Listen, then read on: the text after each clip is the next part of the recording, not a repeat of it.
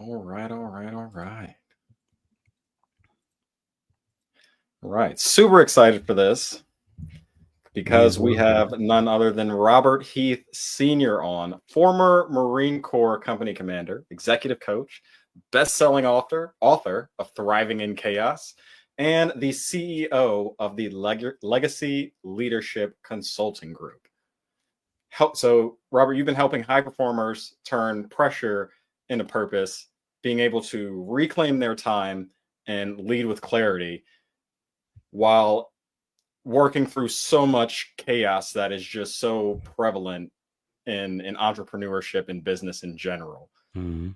So before we dive into those tools and tactics, let's take up an elevated view. And can you walk us through that moment that sparked your interest in the journey through leadership? Yeah, definitely. And thanks again, Chris, for having me. I'm really excited to be here. I think the moment for me was a moment much like what I'm sure a lot of your listeners have either experienced or experiencing right now. It was a moment where, from all ideas outside looking in, everything looked like it was great, right? I was company commander. I had been, a very successful defense counsel before I got selected for company command, and I was winning. Everybody was, looking at it like, wow, that's awesome. But then I also had a moment while I was winning and, hustling harder and things were difficult, but I'm putting in the time because I know how to do one thing very well at this point, and that is work harder, right? There's not a problem that's going to outwork me, right?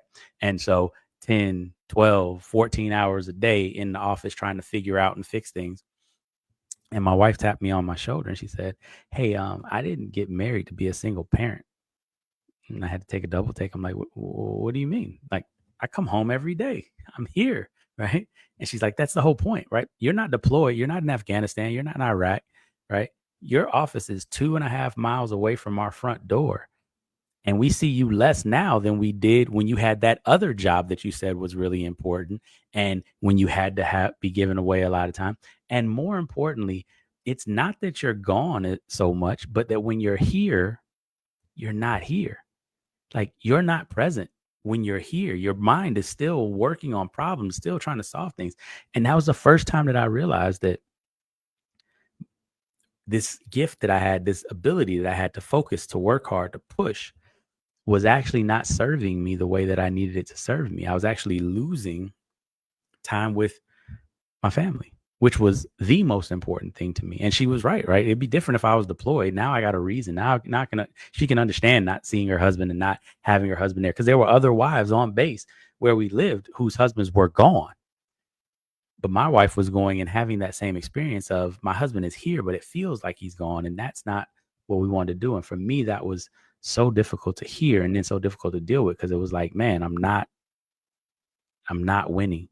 And I'm not winning even though everybody thinks I'm winning. And it's a lonely space because you can't really complain to anybody. You can't really tell anybody, hey, this is what's going on, because everybody, these are first world problems, right? Like, your life is so great and you got this one thing that's messed up, right? There are, members I remember my next door neighbor, he had just gotten home. We were working on jujitsu, and then he got dialed up because he was an infantry company commander. He got dialed up to go out on another um, deployment.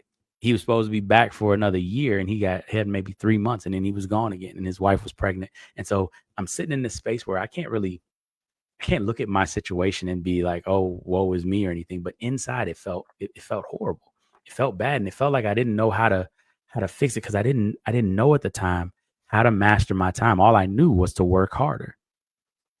And over the next course of months, and I talk about this in the book in detail, but over the next course of months, I did a lot of learning, a lot of soul searching, a lot of reaching out and trying to figure out from different people. I read a 4-hour work week. I read 7 Habits of Highly Effective People again. I read How to Win Friends and Influence People again. I searched all the stuff that I knew. And what I found was I wasn't mastering my time. I had allowed a bunch of other influences to take up time and take up mental space that should have been bestowed on my family, while I still would have been able to do my work well. And as a matter of fact, I figured out over that next couple of months how to reduce how much time I had to spend at work. My company actually did better. Our readiness numbers went up, our training numbers went up, everything improved. But I was actually spending less time at the office each day. I was spending more time with my wife, more time with my family, so much so that I was even able to start teaching jujitsu in the evenings and still experiencing time with my family during the day, movies, movie nights and date nights and all the rest of that. And so that's kind of how I got to doing what I'm doing now, trying to help people to understand the 5 steps that I had to learn to master my time instead of just continue managing everybody else's priorities and losing on the way. I love that. And one of the things that really stood out to me was we all have the same problems. It doesn't matter if you're making, 5,000 a month, you're making 10,000 a month, 30,000 a month. We are all still dealing with very similar problems. Mm-hmm. They don't just go away because you have more money. Yeah. And I think that's what really takes the longest to understand is like the money is great. The money is good, but you really need to find whether that's your inner peace or being with your family or doing something extracurricular like the jujitsu. You really just have to find something you love because life is about the experience. Exactly. And what so many people get stuck in is, number one, not knowing what that is, right? The first step that I walk my students through all the time is, what is success? Define it, right? And what you see, just like I was, a lot of people wind up chasing other people's definition of what success is. And then you get it, and there's something missing in your life. There's something not there. You're still not whole yet. And the reason why is because you weren't chasing your dream. You were chasing what you thought your dream was because somebody told you that was a cool dream. Right.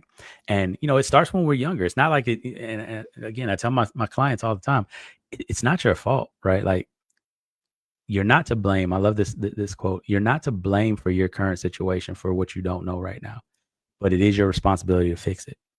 Right. We are conditioned to not pay attention to what we want, right? Because we're taught that it's selfish. We're taught that we're supposed to be thinking about other people. Like, you remember this when you were a kid, people ask you, so what do you want to be when you grow up? And you figured out really quickly what were the acceptable answers to answer to that question, and what were the answers that are going to get you a talking to in some way, shape, or form, right? If you wanted to be a dancer, a musician, an NBA player or NFL player, or whatever, anything that people thought was not really either A, going to pay a lot of money, or B, very likely for you to get there, they'd be like, so what are you going to do if that doesn't work out? That's nice, but how are you going to make money? You get a lot of questions that demonstrate their disbelief in your dream. But if you say, I'm going to be a doctor, I'm going to be a lawyer, I'm going to be an engineer, I'm going to be a dentist, right away, people are like, oh, that's awesome. Great job. You get all the accolades, none of the questions, none of the doubt, none of the projection onto your dreams of what they can't do. You get none of that. And we learn really quickly that part of the key to acceptance and to happiness is making sure that everybody out there believes in what you can do and is willing to support it, because otherwise they become the first obstacles. Right. And then we continue along this way, and we get external validation all the time. How do you get good grades? You do what the teacher tells you to do in the class to get good grades. You don't learn what you want to learn. You don't study what you want to study. You don't get interested in what's interesting to you. Oh no, that's not how this works. Right? When you get into corporate America, when you get your first job, how do you know you're doing a good job? It's not why you wanted the job and what you were trying to do with the job. It's what the job needs from you and what these people say is what you're supposed to do. And again, there's nothing wrong with that. We just have to be aware of what it's conditioning us to do. It's conditioning us to find our source of happiness outside of what's been placed inside of us, outside of our purpose, outside of our understanding of who we are. And once we do that, then we start chasing and chasing and chasing. And we never understand why it is that itch never quite gets scratched. And it doesn't happen until you learn how to define success for you. And then once you can do that, now it changes things, because as Tony Robbins says, you stop with the have to do's and you start living life based on what you get to do. I love Tony Robbins, and that little just shift from have to get is huge. Even if you just try to squeeze it in there, like I get to go do this meeting instead of I have to go do this meeting. It's a completely different energy. Mm-hmm. It's instead of oh man, I gotta go deal with XYZ and this, that, and the third. It's like, hey, I get to go deal with XYZ. I mean, like, I stop and think very often Mm-hmm. about, like, I just sat down with a client and helped them get some finance things straight. And in the middle of it, I was like, how cool is this that, like, I get to sit here and help somebody, help a family. Like, Mm-hmm. this Mm-hmm. opportunity doesn't come around every day. Like, this is awesome, you know? Exactly. Exactly. No, it's definitely a perspective shifter. And I think one of the other things that it does is it allows you a litmus test, right? Because you can test what stuff you actually get to say I get to do versus the stuff that you don't feel like you get to do. And here's the beauty of it. If you don't feel like it's a get, then it probably shouldn't be on your schedule. And another thing you said with, is it really your dream? I think when I got into entrepreneurship, I just saw what everybody else could do and what everybody else Mhm. was doing. And I was like, well, I want to do that. Well, now I want to do that. Well, that looks cool. Now I want to do, and I never really stopped to think about what I actually wanted. That's it. That's it. And part of it is because what you see, when you see all the different things that people are doing, you're seeing how they're doing what they're doing. You're not seeing what they're doing, right? And we think that that how is cool. And so I'll try this how and I'll try that how and I'll try that how. But the real question is, where are they going? What is the destination they're trying to get to? But even more embedded and more important to this is, why are they trying to get to that destination? And those are the things that aren't readily apparent when we're trying to model people's behaviors. That's the stuff that comes up when you actually get to interview people, when you get to talk to people, you get to figure out why they're doing what they're doing. And what's so powerful about it is two people can be doing the same job for very different reasons. And if they do that job for very different reasons, then they're going to be paying attention to different aspects of that job for their satisfaction. And oftentimes that aspect of the job is going to be something completely different. And to the one person, it wouldn't be motivating at all. But to the other person, it is everything. As you've heard before, right? One man's trash is another man's treasure, right? You have to get in touch with what is your motivation? What is the reason behind you? What I like to call it is, what's your divine purpose? What's the reason why you're here? What's the thing that makes your heart sing? What's the thing that makes you feel like you're resonant with everything, brimming with energy, full of abundance, because this is what you were put on this planet to do. And when you can find out what that is, then you get to understand when you're in alignment with that, because there's a resonance that happens. There's a harmonic resonance, a vibrational energy that is created. One of the things I talk about with my clients all the time, you've heard work-life balance before, I'm sure. And entrepreneurs are always trying to find this elusive work-life balance, right? And we go into our different conversations and our masterminds and our peer groups, and nobody can find it. It's like, the pot of gold at the end of the rainbow, or the unicorn, right? Like, nobody has ever seen this thing. It's just this mythological thing, right? And I'm a firm believer it doesn't exist. I am here to say today, I challenge anybody to say the work-life balance doesn't exist. Prove me wrong, right? And the reason I think that it doesn't exist is because work-life balance is disintegrated.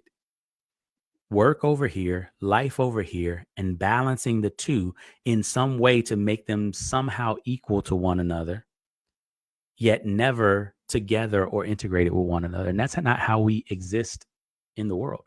We are not disintegrated. I'm not one person at work and I'm another person at home. If you are like that, then you are probably having a very unsatisfactory life, right? Because you're basically having to wear a mask in one place and then another mask in another place. Like, what? Think about any of the spy movies that you've ever seen, right? They don't work out really well when you have to act like one person over here and act like another person over here. It just doesn't happen. Instead, what we want to move towards is work-life harmony. See, harmony is about integration. Harmony is about the fact that when you listen to music, you hear different notes. And different notes sound great by themselves, but when they come together, they have a synergistic quality, such that as they vibrate together, the vibrating of the notes together creates a sort of resonance that creates another vibration on top of the individual vibration that wasn't there before. And now the whole is greater than the sum of its parts. And when we apply that to our idea of who we are in the different settings that we find ourselves, what we should have is that our work life should interact and integrate well with our home life and our community life and our service life, such that everywhere I am, my life is augmenting other parts of my life. It's adding to, it's edifying. And now I'm a better person because of all the things that I get to do every day. And everybody else's experience with me is better because I'm integrated and I'm taking all of me into each of those spaces. But the key thing is, harmony is not about balance. Harmony is about integration. It's about understanding the interdependence of each part of this to make the whole thing that we're trying to do. Right? It's kind of like having a balanced cake with ingredients, right? But that's not going to work out really well if you just have all the ingredients sitting there and you put them in the oven. You got to mix them up so that they can interact and do what they need to do to actually create the cake. I love that take on work life harmony, because it is very, as I got started, I was in my office 24/7, come out for a breath of air, maybe to walk the dog or something like that every now and then. Yeah. And then it got to the point where it was like, actually, when it really dawned on me, I was talking with another one of my mentors, and he had brought up, like, what do you like to do for fun? Mm-hmm. And I sat there and I was like, I dropped all my hobbies just so I could work. Like, what? Mm-hmm. If I'm going to work myself into the ground and I don't get to enjoy any of the fruits of my labor, what the hell is the point? Yeah. Now, I want you to go back and think through what thinking, if you can remember back to that time, what line of thinking created that behavior? What line of thinking created the processing that says, I need to drop all of these things that I like so I can do this thing over here? What was the thought process behind that? If I had to guess, it would be that I needed to achieve X result, and that whatever habits that I, currently had, whatever extra things that weren't benefiting me or that weren't moving me towards that goal, they just didn't matter. I just needed to stop doing it, Exactly. Right. And so many of us get caught up in this, and you see it all over Instagram, all of the Instagram gurus and the Facebook gurus. And it's like, you got to have, dogged focus. You got to be more focused and more, right, willing to push through more things for everybody else. And it's like, yes, but, right. If we're sprinting, that is perfect logic. It makes perfect sense that I need to block out everything else and just run as fast as I can to the finish line. But one of the things that I learned when I was training for a marathon, and just to give all of your listeners and you the background on this, I hate running, right? I joined the Marine Corps as someone who hated running, just to get better at and make myself do what was hard, because I was going through that quarter life crisis in my life where I needed to do hard things, and I wanted to learn how to prove to myself that I could do hard things. But let's not get it twisted. I am not a runner. I have never been a runner, and I'm still not a runner, even though I've run a marathon, right? Now, what I will tell you is that when I was training for the marathon, in my mind, I was under all of the running I had ever done was, you got to focus, you got to push, you got to push, you got to push, you got to push. But as I began to interview marathoners, and as I began to interview people who had done the marathon, one of the things that they talked about, and one of the things that I found to be true over my time, was that the marathon is more mental than it is physical. Most everybody, if you can run a 5K, you can run a marathon. Your body can do it. The issue is you have to be willing to endure long enough to finish a marathon. And that has actually nothing to do with your body. Your mind will give out on the marathon way before your body ever will. And this understanding of just focus doesn't allow for the reality that we haven't built our minds up to be strong enough to maintain that focus for the length of time that it would be necessary for it to return the type of exponential impact that we're expecting it to have. And what I learned instead, I remember I was going for a run, and I was about the 10-mile mark in my long runs at this time.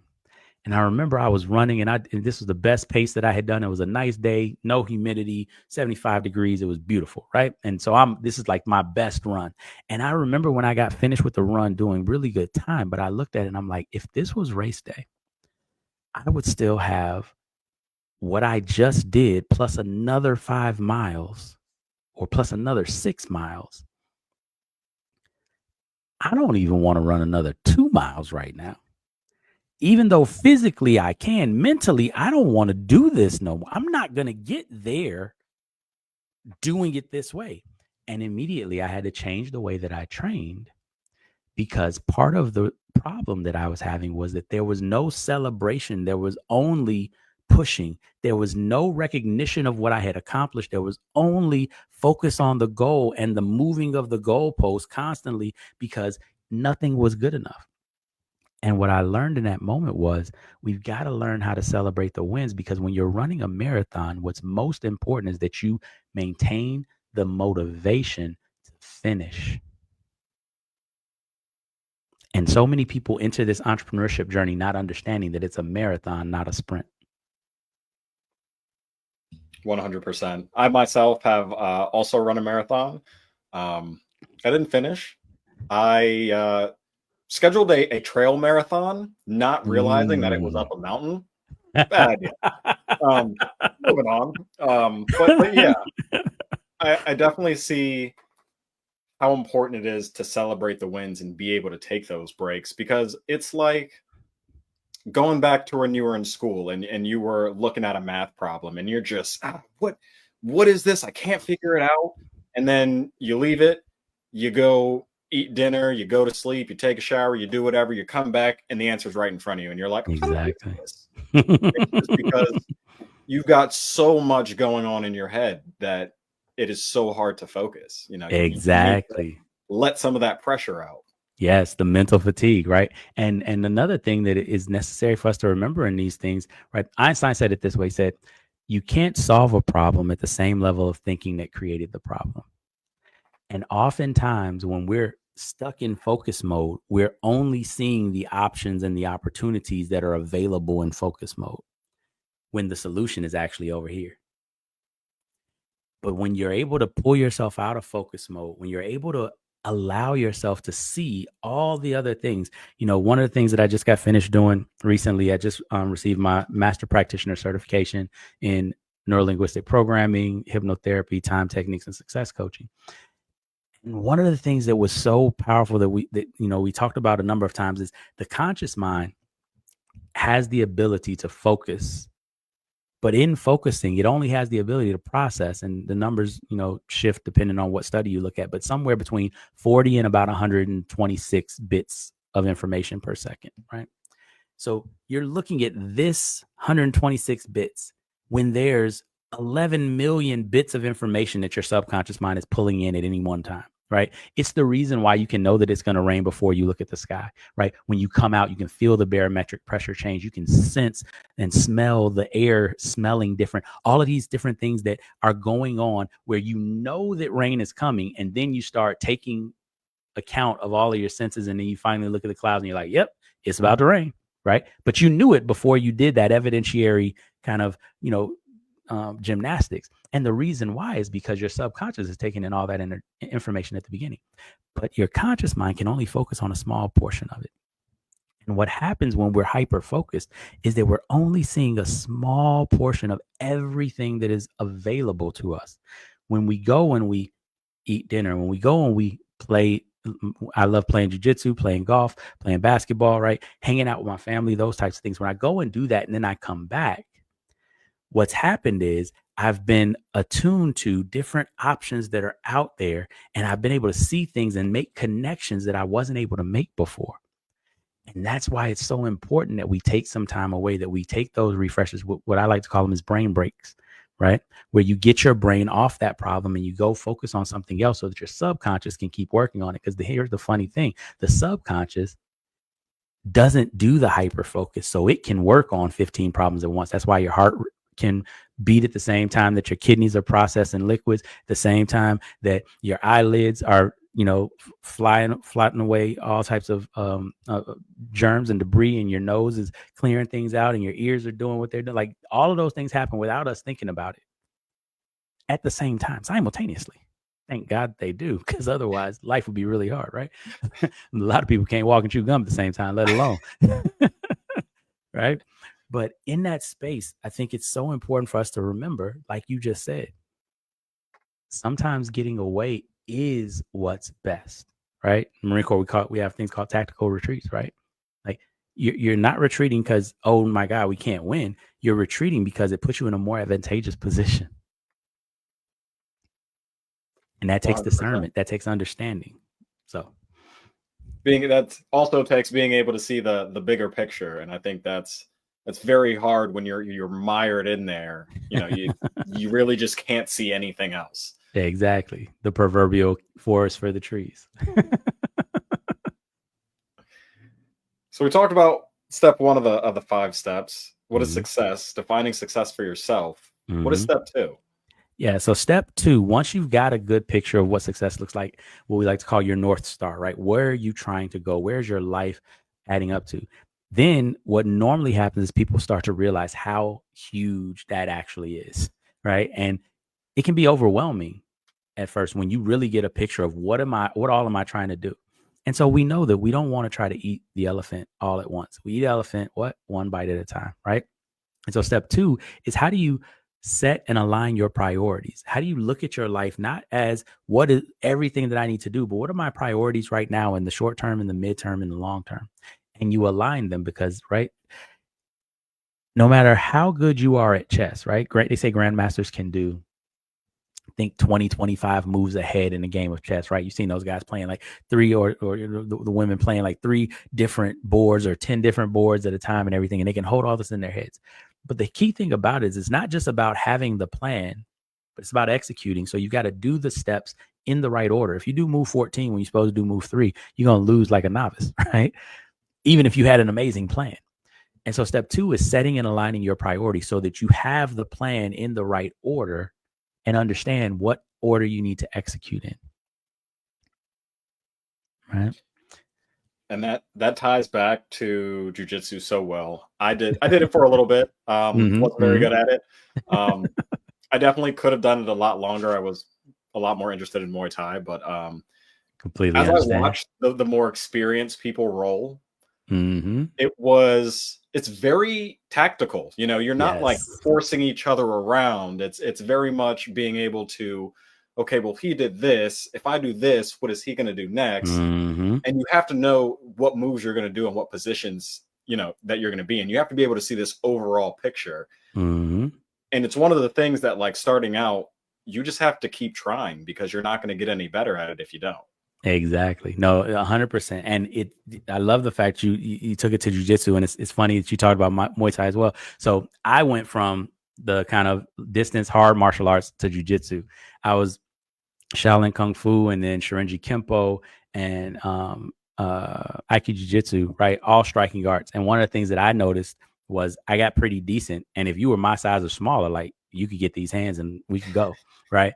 But what I noticed was, there's this thing that you can't account for, which is size. There's weight classes in professional fighting for a reason.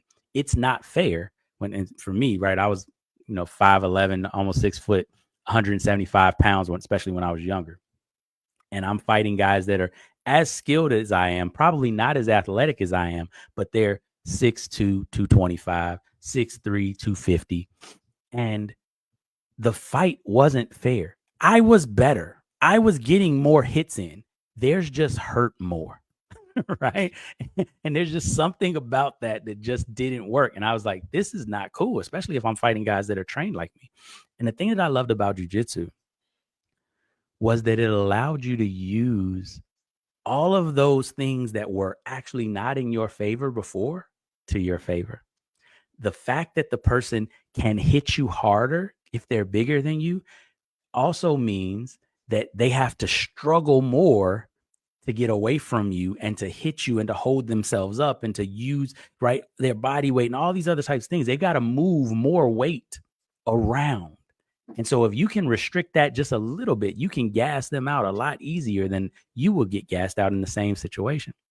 But more importantly, like you said with strategy, if you wait and you practice and you get used to what happens in certain positions, you just wait long enough. It's kind of like, I always love Denzel Washington's quote in Remember the Titans, right? When he's talking about the inside veer, he's like, it's like Novocaine, just wait long enough. It works every time, right? And it's the same thing with jujitsu. Like, people fall in certain positions consistently in fights. It's a science more than it is an art, because the body can move in certain ways, right? Like, we know these things. And the cool part is, when you know that your plan is viable, it allows you to have the patience to let the plan work. Whereas when you're hoping and when you're praying, or when you're trying to be the fastest or whatever, it creates external stressors that are unnecessary in the fight. Whereas for us, one of the things we always talked about was, at the end of the day, and my guy was always The Rock. So The Rock is huge, and I would never want to get in a fight with The Rock. He's a nice guy. I think he's awesome, right? But if I had to get into a fight with The Rock, at the end of the day, if I walk away from the fight, if me and The Rock get into a fight, and it looks like at the end of the fight that we wasn't in a fight, I won the fight, right? Because he's supposed to pummel me, right? But if we just walk away and everybody's like, hey, that was kind of fun, let's go, I won. I did a phenomenal job.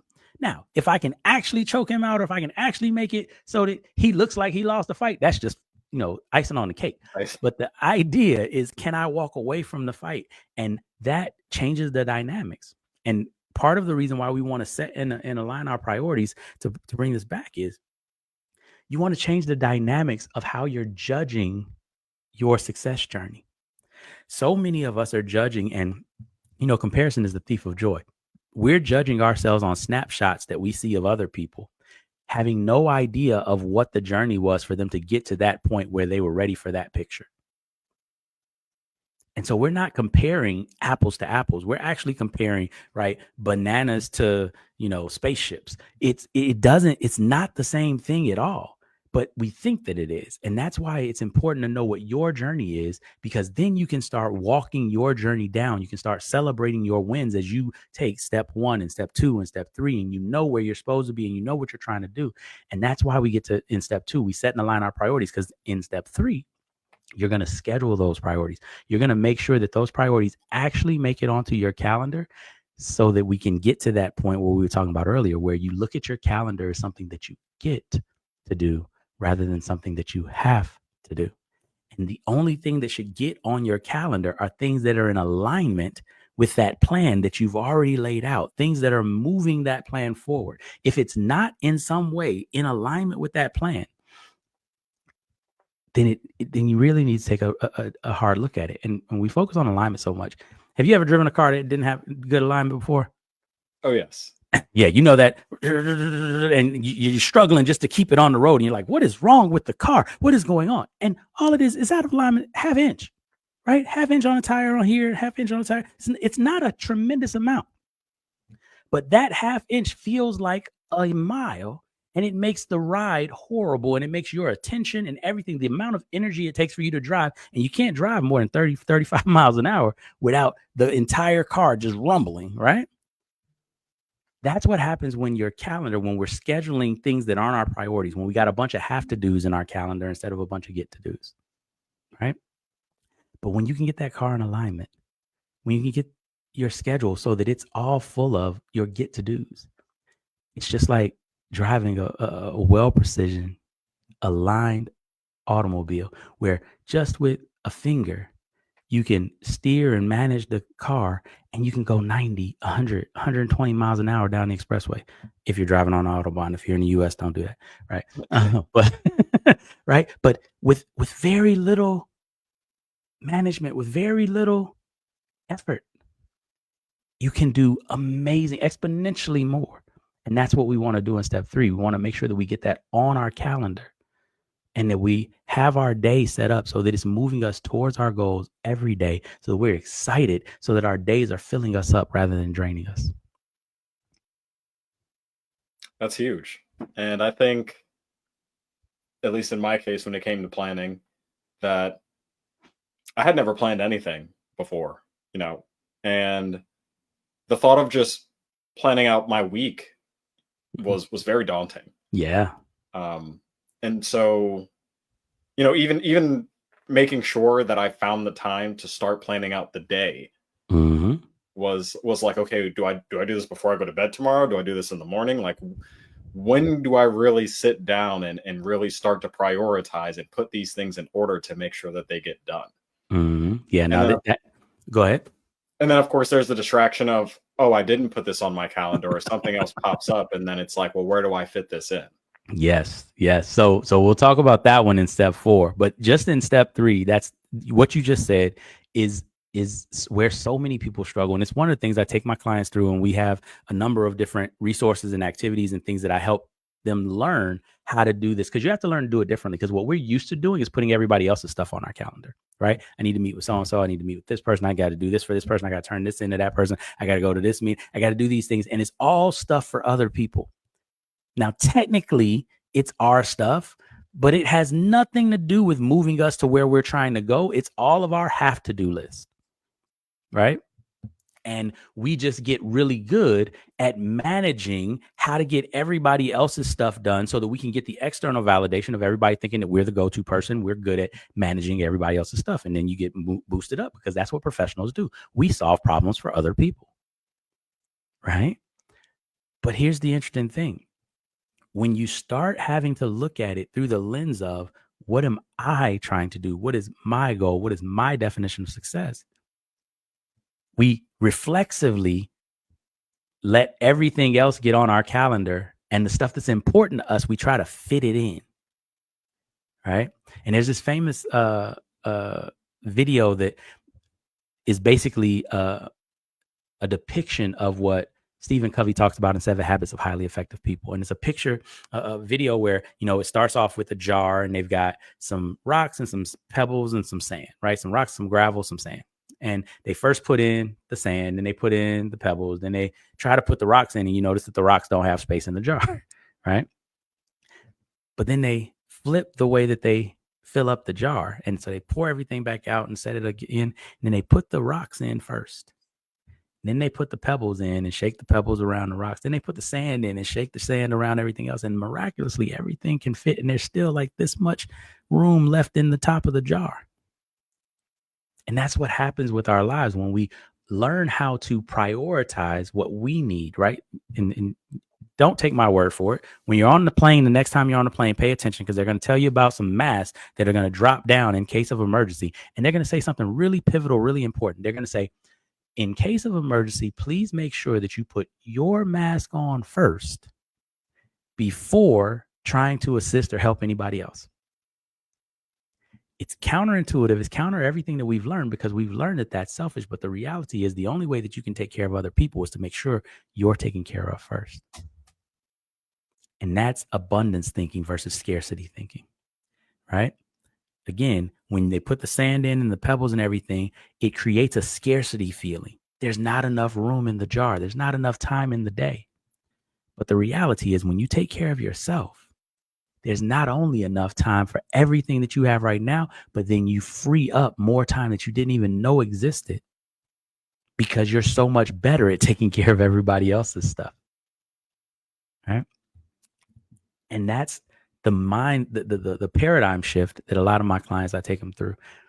Then we get to, of course, step number 4, which you just talked about, right? Because here's the reality in the military and Marine Corps, we say no plan survives first contact. I like more the way Mike Tyson says it, right? Everybody got a plan till they get punched in the mouth, right? And at the end of the day, that's the reality. The next thing is going to happen once you get good at planning and you've got your schedule and you've got everything locked in, and then life starts lifing. And that's why step 4 is, how do you handle interruptions, right? It's handling interruptions, AKA setting and enforcing boundaries. And that step, there's so much, and I don't want to go into it too much here, because that step in and of itself, I'm thinking about writing another book just on step 4, right? Oh, wow. Because there's so much to it, because there's mindset work that's to it, but then there's also basic how-tos and things that I teach my clients on how to set and enforce boundaries. Because one thing that I'll put in here, right, that I talk to my clients all the time. First of all, boundaries that are not enforced are not boundaries, right? A rule without an enforcement mechanism is a suggestion. And so many of us get angry because people don't abide by our suggestions, right? Because we're looking at them like they're rules, and everybody else is like, well, that's just like saying you could get the fish or the chicken. I'm like, I want the chicken. Well, why didn't you get the fish? Well, you gave me two options. Right? I got the one that I wanted. It's the same thing when people are like, well, we could do it tomorrow, or we could do it. I could get it to you tomorrow. I could get it to you by next week. Well, I'm going to pick tomorrow. Now you mad at me because I asked you to do it tomorrow. Well, you gave me the option of getting it done tomorrow. Why are you angry with me when I said, yes, that's the one I want? Yep. Right. Yep. And knowing that we didn't want to give that option. And a lot of my clients, don't want to be the bad guy. Right. And I get it. I was the same way. I used to mind read horribly, by the way. Don't take me to Vegas with you. I used to mind read and think that people, when I was sending emails and I would be a couple days later, whatever the case may be, I was thinking that people were on the other end. Like, I can't believe that he isn't dealing with my email and that he didn't do that. How could he not do that? That's what I thought was happening. I thought that people were like watching over my shoulder, knowing that I wasn't being 100% engaged and 100% completely productive all the time. The reality was most of the people that send me stuff know that I'm busy. And they expect that it's not going to get back to them very quickly. And when I get it back to them in 24 hours and 48 hours, which is my standard, they're ecstatic. Because that's way faster than most people get back to them. But I had to figure that out. I had to go through a couple of things. And the way I actually figured it out was watching how people responded when I would send them stuff on time. So, you get the email where somebody says, okay, I need this as soon as possible. Can you get this out to me by the end of today, at the latest, the end of tomorrow? And you're like, oh my God, this is urgent. Okay. So I jump on it.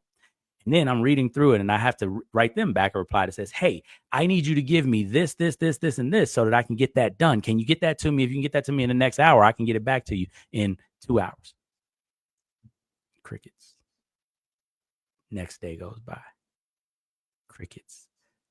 Follow up on email. Hey, did you see the email that I sent you about this? I need this stuff so I can get it to you. Crickets. 4 days later. Oh, I just saw your email. Hey, now I can get that to you. No problem. We'll go ahead and make it happen. Obviously, this thing didn't need to get done 2 days ago if you just now checking on it 4 days later. Nothing is an emergency. If someone is not bleeding, they are not dying. If something is not on fire, it can probably wait till tomorrow. Exactly. And that was something that it took me a while to learn. But once I learned it, it was so liberating. Because again, it's not like you're blowing people off. It's not like you're saying, I'm not going to get back to it. I'm not going to pay you any attention. It's just making sure that the things that are not important, they are just urgent, get treated appropriately. Right. And I remember there's a post that used to be on one of the teachers' desks, or not teacher. She was an administrative assistant at the school that I taught at. She had this poster on her back of her computer, and I loved it. When you walked into the room, it said, stop. Read this first. Lack of planning on your part does not constitute an emergency on my part. Now, what would you like? Right? And she was letting everybody know as they came in the door, there's a difference between an emergency, aka something that's important and urgent to both of us, and lack of planning, aka something that's important to you. And once I started applying that to my life, and I teach my clients to apply it to their lives, you find that it's amazing what you can get done in 24 hours. It's amazing how productive you can be. I remember one of my clients, she's a single mom of 3, business owner, and she was working easily till 9, 10 o'clock at night in her business, right? Because she was taking calls, doing things, and she had a hauling and a disposal business, and she was all over the city doing stuff. And took her through the principles of the book. We worked with her, and over the course of about 3 months, she was not only getting home every night by 6, so she was able to eat dinner with her kids and enjoy them and hang out and spend time with them. She was making twice as much money and profiting 3 times as much as she was profiting before we started the work that we did. Because she started prioritizing what was important, and she started paying attention to the things that actually moved her closer to her objectives that also were beneficial for others. And so she got to do a lot of work that she liked to do, and she got to get a lot of that stuff that she didn't like to do that kept her into the wee hours of the night off her plate. And I think that can be very difficult for a lot of people to kind of figure out, you know, even if you're not running a business and you're just employed in someone else's, you Mm-hmm. might still have a list of tasks where it's like, okay, well, which one of these is actually important? Like, how do I know that this is going to push me closer to the result that I need to achieve? Mm-hmm. Yeah, and it's a great question, and a lot of clients struggle with this. And one of the things that we talk about, right? We kind of alluded to it a little bit. You have the importance versus urgency metric, but then you have the list of things that are important but not urgent. And so, how do I know which one to do? And this is where the work that we did in the first couple of steps is so important. Your testing is it in alignment with my purpose? If it's in alignment with my purpose, is it in the priority list? And where is it in the priority list? Once you know that you're actually dealing with stuff that you need to do now you can work on that. But oftentimes, especially in the entrepreneurial space, but even if you're just working in the professional space, what will happen is the things that will come to you need to be put somewhere, but they need to be put on a list. What we call it is our planning list, AKA our important but not urgent list. These are the things that will be nice to do when I have time to do them. And I can review that list at monthly intervals, at quarterly intervals, even at weekly intervals if I'm looking to pull some things ahead. Because one of the beautiful things about mastering your time is that as you get good at this, you start to have all of this extra time where you can pull things into the present that you didn't have scheduled for 2 weeks or 3 weeks from now. And once you're able to do that, you start to see how there's so much more that you can get done with your time. Like I told you, when I figured this out, I used to get into work at about 7 o'clock in the morning. I would work on projects and get stuff done. By about lunchtime, I was done with my day. I would go in PT during lunch, play basketball, go run, do pull-ups, whatever it was I was working on for that day. Take a shower. By 1 o'clock, I'm back in the office. And especially in the beginning, when I first started getting good at this, I would just bug the mess out of my Marines then, because I know I'm in everybody's office trying to help. So, hey, what do you need? Hey, what do you need? Hey, let's talk about this. Let's go. And so now I'm coaching and counseling everybody because I need to do something with all this extra time that I have. I need to pour into my Marines. And it got to the point where they were like, hey, sir, we still got stuff to do. Like, it's good. I'm glad that you're done and you good, but like, we got this. Go ahead. Right. And now I'm trying to figure out what am I going to do with my time, because they don't really need my help. They've got everything set up. They know what they need to do. And that's when I started a jiu-jitsu school. I started training sexual assault prevention to a group of the Marines in the battalion. I started doing a bunch of different things. I started going and seeing, because we had 16 different sections across 3 different bases for the company that I was in charge of. So I started making extra trips to go see my Marines, right? All of these different things that we were able to do just to figure out how to fill up the extra time, because there was so much of it. And that's the cool part. And then you get to pull projects forward and you get to do extra stuff. And it's a liberating feeling when you realize that you have more than enough time in a day to get everything done that you're trying to get done, especially when you're running yourself on a system where you're mastering your time. And the only things that are on your calendar are the things that you get to do. That's huge because, maybe it's just me, could be, but a lot of my stuff is like, and especially when I come up with a to-do list, one of the things that really helped me was I have a whiteboard. I'll put everything that on there, and I'll just keep adding stuff. I won't put it on my Mm-hmm. to-do, on my execute list, let's say. Mm-hmm. But at the end of the week, I'll sit down and I'll go, okay, is this important? No, not really. Let's we can do that on Tuesday. That I Mm-hmm. mean, we that goes with that. So, and it's like it was just a very easy way to balance stuff out. But it That's never it. got to the point where I could pull from the future to do today. I was always playing catch up and still am Mm-hmm. sometimes where it's like I didn't get this done today. Mm-hmm. Let me just move it to tomorrow. Crap, I didn't get it done again. Let me Mm-hmm. push it to the next day. Yeah. And so I think that can be a real struggle for a lot of people. Yeah. And it happens to everybody. And one of the things that happens, and this is the human element of this, right? And trust me, it still happens to me. But what I recognize it as is something different, right? I recognize it as me letting something that didn't belong on my calendar get on my calendar, or something that didn't belong on my to-do list get on my to-do list. It's an issue of discernment more than it is an issue of lack of focus, right? Because the whole thing about it is the things that you should be getting done. There's a book Gary Keller wrote called The One Thing. And there's a question that he has in that book that I encourage all of my clients to ask themselves when they're putting stuff on their list. And that question is, what's the one thing that if it got done would move whatever project, whatever issue, whatever thing I'm working on forward significantly enough that it'd be worth the time for me to do it, right? And when you're looking at your list and you're looking at the things that you're trying to get done in a day, you want to be asking yourself, is this something that is moving me forward towards my goal in any significant way? Because if it is not, then you probably shouldn't be doing it. Right. And we have a protocol that we call distinguish, deliberate, and decide, right? Where we get stuff off of our calendar or get stuff out of the way. This is how we handle those interruptions, because everything that comes up doesn't need to get done. A, and B doesn't need to get done right now.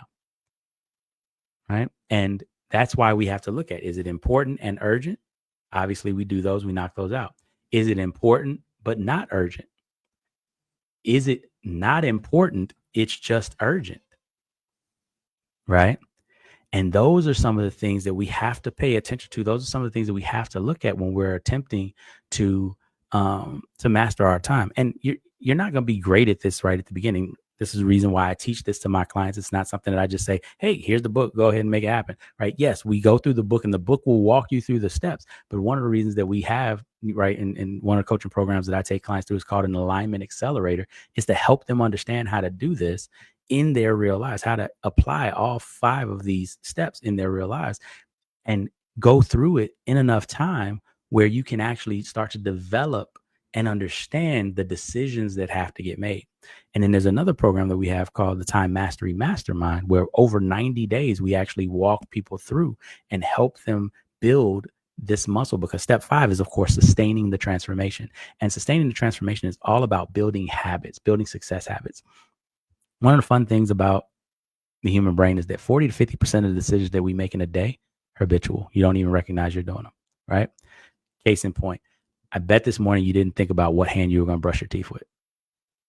Sure didn't. Right? Just happens, right? And there's so many different things. Like probably many of your listeners had this experience as well, where you get ready to leave the house, or you're leaving work, going back to the house, right? And you're like, okay, I got to stop by the store before I go to the house. And so you're driving, and then somebody calls you, you're talking on the phone, and then you wind up in your driveway. And you're like, wait a minute, I was supposed to go to the store. But you miraculously, easily just wind up in your driveway. It's because you were on autopilot. And the habit of driving home took over because you didn't have a conscious signal that says, go to the store. This is a power that our subconscious mind has. Again, when I was telling you 11 million bits versus the kind of 40 to 126. The beauty of that is you can start using it for your advantage, right? We can build certain success habits and certain things that allow us to make decisions easily and effortlessly that are accruing to our benefit, right? So that certain things don't get on my calendar because I know they shouldn't be there.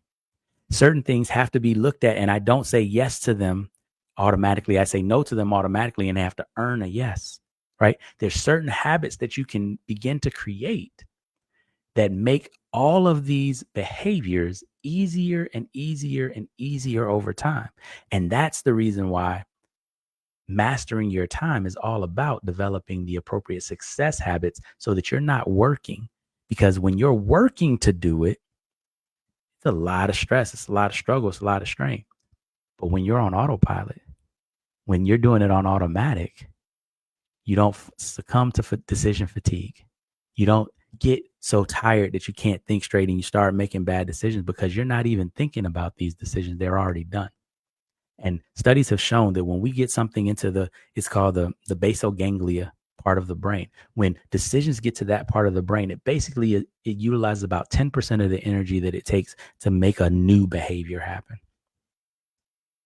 Imagine if you can run on 10% of the energy, how much more you could do. That's huge potential, honestly.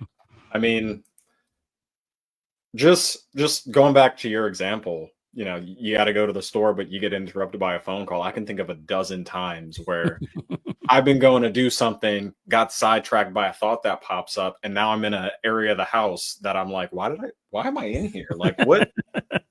like I just hit some circuitry in my brain was just like, oh, well, he doesn't know what he's doing, so we'll just walk wherever he thinks he's going. Yep, default programming. And it's like, if you can use that to your advantage, to where your default programming becomes something that you get to do, that you enjoy doing, and it's no longer an energy drain, it's a game changer. Yes, that is it. And that is when we get into time mastery. That is when you become the type of person that gets more done in less time, with less stress, with less mess. That is when you are no longer the entrepreneur who is slugging through this marathon. You become the actual marathon runner, the David Goggins, if you would, that's just going through and enjoying. He's like 26.2. Oh, that's a light day, right? That's the difference. Fantastic. Yeah, David Goggins is actually that's why I started running. Nice. Yeah, do hard things. Yeah. Love that. So, out of everything we talked about today, the 5 steps, is there anything that stands out that you think we missed, that someone watching this might be like, yeah, I really wish they talked about this one thing? Mm-hmm. I think that one of the things that I noticed, there's kind of 2 major sticking points that I see people have, right? Step 1 and step 4, right? Defining success. And we talked a little bit about why people struggle with defining success, but then step 4, also handling interruptions. I told you we could talk just a whole episode just talking about that. The one thing that I like to tell people is, you don't want to feel like you got to do this all on your own. That's one of the things that really will make you struggle. When you feel like you got to figure this out by yourself, when you feel like you can't admit that you don't know how to do this, right? Because most of the time, right, this is a high achiever problem, right? Most people are trying to get to the point where they are so much the go-to person that they got too much stuff on their plate that they can't get it done, right? Most people want to be that well thought of and that sought after. That's not a problem that the majority of people wind up having to deal with. And that's why it's so difficult a lot of times for successful people to get the solution to this problem, because just like I was at the beginning when I told you about it, right? From the outside looking in, it doesn't look like you have problems. You're the go-to person. You're the person that people go to when they have problems. And they're like, how do you get everything done? We don't understand it. They don't know that you're slowly and silently dying inside. They don't know that you're ultimately getting less and less passionate, and you feel yourself on the hamster wheel just going and going and going and getting closer and closer to burnout. And you can't really tell them, because now you sound like you're complaining when you're on top of the mountain, right? And so one of the things that I like to do for anybody that may feel like they're going through this, what we've created is a self-reflection tool, right? It's a defining success self-reflection tool where you can actually figure out, right, what does success mean to you, and how does your life look in comparison to what you really want it to look like, and really get clear on where you're trying to go and what your purpose is. And it's something that, right, we're gonna I think you'll probably put it in the show notes after the show, but if you just go ahead and click the link, we'll get that to you. It's our free gift to anybody that's listening to the podcast. Guys, I absolutely recommend going and check it out. I went and used it, and I sat down and got a little bit of clarity. I love the test that came with it. It actually made me sit back and go, well, Oh, okay, yeah, maybe that is me. Oh, well, I don't do that. Oh, okay, I guess I do that. And realizing a lot of the issues that I have, it's being able to see your deficiencies, Hmm. looking at them objectively, and then being able to fix them. And Yes. that's the huge part of growth in any area. Yeah. Yeah. And getting to that. And I'm so glad that you were willing to be vulnerable and share that experience, right? Because it's a little bit jarring, right? Because when you're hyper focused, you're only seeing this much. And then you get to see the bigger picture. It's like, whoa, it actually will shatter some of the beliefs that you had about why you were doing things. Like I said, when my wife tapped me on the shoulder, I thought I was crushing it as a husband, right? We are good. We got money. We take vacations. We do the things. And my wife was like, hey, this ain't it. It was shattering. I had to really look at myself because I prided myself on being a good husband, and a good father as well.